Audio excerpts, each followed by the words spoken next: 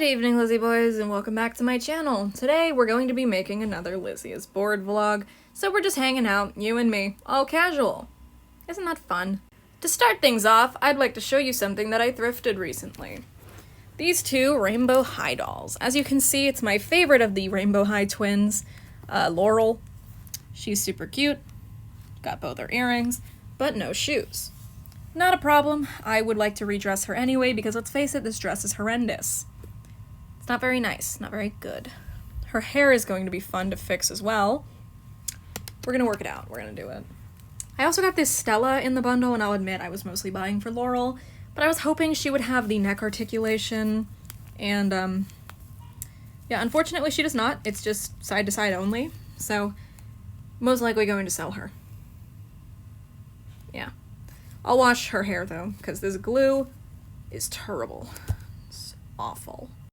Since my last vlog, I've been able to get rid of more dolls I was trying to. For instance, the boy and roller chick are gone. So it's just these three who are still being held for my friend who wants them. She lives internationally, so that'll be fun. Oh, and I also finally got the last, quote-unquote Toralei doll I needed, Scara. She has a minor mark on her forehead, but I can't say I mind, because she was pretty cheap. I only paid 15 bucks for her complete.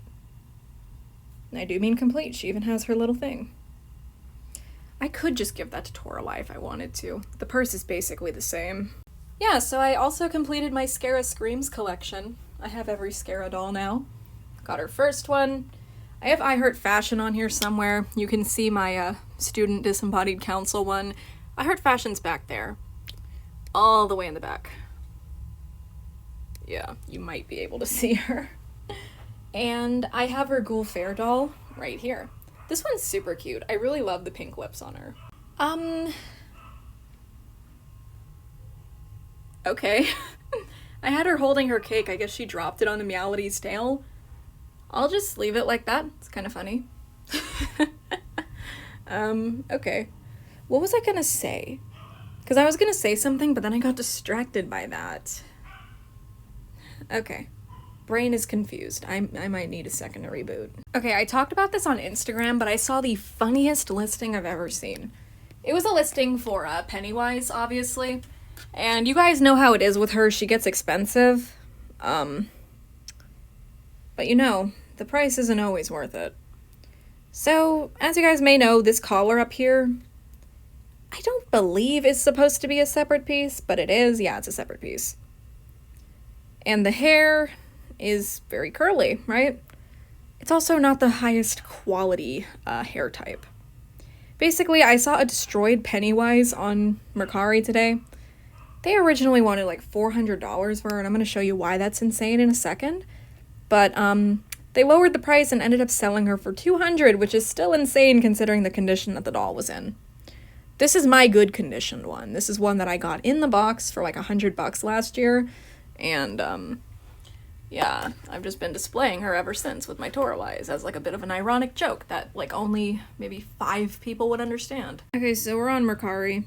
$200. You can see they had her at $400 before. Might not look that bad at first, but okay, it's a bit difficult to see here, but there are chew marks on her face that go like all the way up.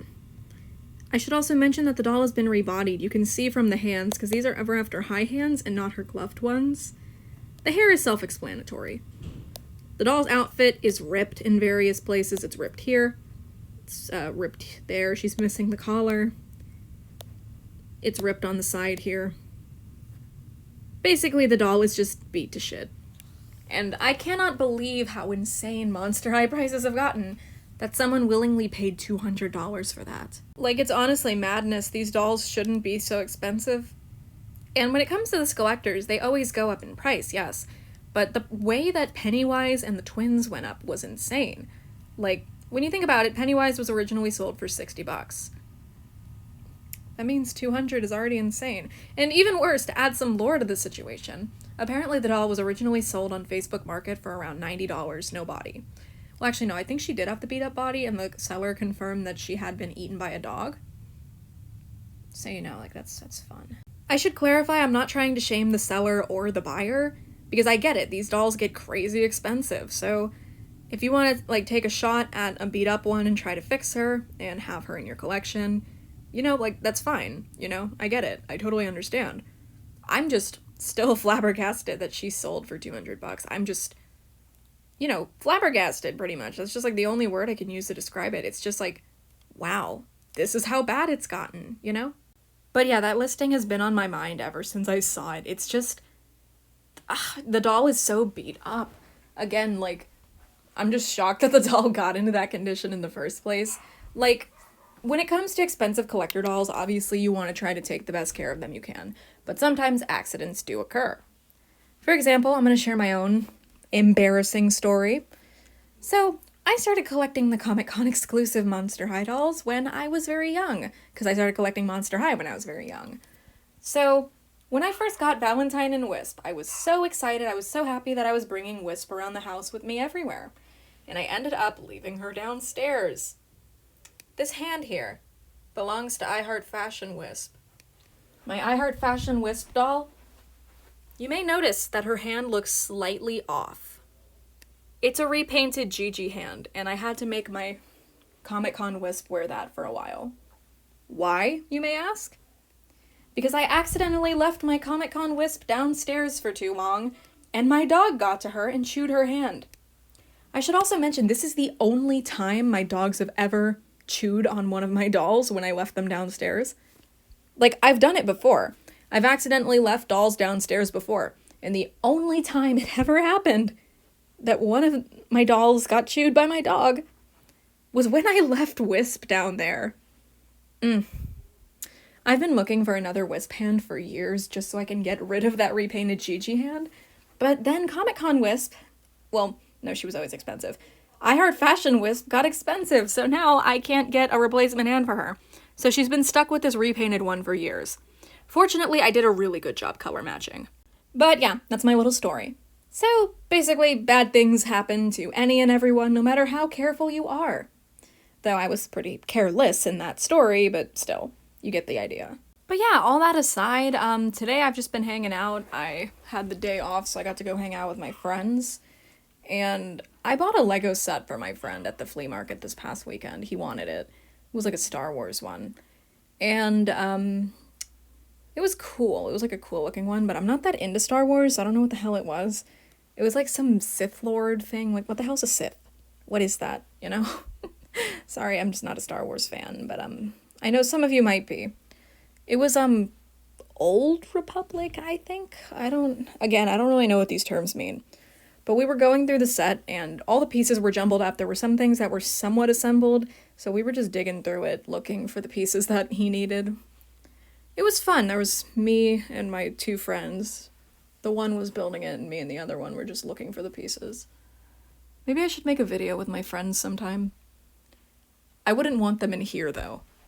Yeah, I don't know what they would do in this room. If I'm being honest, I don't like when people enter my doll room other than, like, me or someone I really trust. Like, for example, I would let my girlfriend in here. And most of my friends, they could come in here, yeah, no problem. But sometimes when my parents bring, like, friends over or something, because I still live with my parents, they're like, oh, let us show you this doll room. And then people just walk around gawking at everything, like, and they make the same joke every time. They're like, oh, don't you feel like they're watching you? You're gonna feel like I'm watching you when you leave this house. But yeah, basically it just gets annoying because they always make the same joke every time. So sometimes I show them my pull-up dolls just to freak them out, because as you guys know, pull-up dolls have a mechanism where their eyes turn. Like, you can make their eyes move left and right, you can make them close their eyes. So I like doing that just to really creep them out, you know? It's fun. I don't know how people can be creeped out by dolls. They're just so much fun. Like, is this creepy to you? What about that? Maybe this big one's a little scary, but I think she's cute. Yeah, I'm not gonna lie, I don't really know what I'm talking about. This is kind of the point of these videos. I kind of just say whatever and stuff for a while. Did you guys hear my knee crack? I just stood up and my knee cracked. I think you might have been able to hear that. Yeah. I think about it every time I look at this shelf, but it really bugs me still not knowing who made these customs. I bought them at the flea market, and the seller didn't know who made them either, so I really want to find the artist. I really want to know who made these, because they're cool to have, but I don't know who made them. Ugh, it bugs me. Like, Abby's body blushing is really good. They did a great job on Rochelle's as well, and I really love the eyes. Super cute. I'll admit, I did steal the shoes from this one because they were the blue shoes, which belong to Love and Scaris Rochelle, which I actually put on my Love and Scaris Rochelle, who I have over here. You can kind of see her under there. What else can we discuss? Okay, I totally forgot she was here, so I just stared at her for a second. Yeah, Gulia looks great with the Han Couture dolls. Speaking of Mattel Creation stuff, though, my Tiffany and Chucky still haven't shipped.